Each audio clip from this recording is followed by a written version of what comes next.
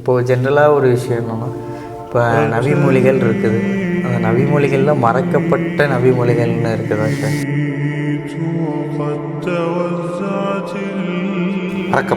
மறக்கப்பட்ட நபி, அதாவது பேரண்ட்ஸ்க்கு குறிப்பாக இது கசப்பாக இருந்தாலும் உண்மையிலேயே இஸ்லாம் சொல்லக்கூடிய மிகப்பெரிய யதார்த்தம் என்னென்னா, பிள்ளைங்க பருவ வயதை அடைஞ்சிட்டாங்கன்னா எவ்வளோ சீக்கிரம் முடியுதோ அவ்வளோ சீக்கிரம் திருமணம் செஞ்சு வச்சிரு.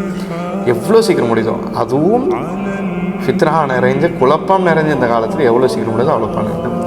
அல்லாஹ்வுடைய ஸல்லல்லாஹு அலைஹி வஸல்லம் அவங்க ஒரு ஹதீஸ் சொல்கிறாங்க, இத்தகைனார் உளவு பிஷிக்கை தமர். அதாவது ஒரு பேரித்த பழத்தை நீங்கள் தானம் செய்து நரகத்தை தப்பித்துக் கொள்ளுங்கள். யா அப்துல் மனாஃப், யா அப்துல் முத்தலிப். அதாவது ஒவ்வொரு கோத்திரத்தோட பெயராக கூப்பிட்டுட்டு ரசூலா சொல்கிறாங்க, நான் வந்துட்டு மறுமை நாளில் உங்களுக்கு எந்த விதத்திலும் ஸ்கூலுக்கு அந்த ஒரு பையன் அன்றைக்கி சொல்லாமல் லீவ் போடுறான், அத்தம்மா கிட்ட பர்மிஷன் கேட்காம ஸ்கூலுக்கு லீவ் போடுறான், இல்லை எங்கேயோ சுத்த போயிட்டான், இதை எடுத்துக்கோங்க. அதே பையன் அன்றைக்கி காலைல ஃபஜர் வந்து விட்டுருக்கான், தூங்கிட்டு விட்டுருக்கான். இந்த ரெண்டு விஷயத்தில் எது ரொம்ப கோவப்படுவான்னு நீங்கள் நினைக்கிறீங்க?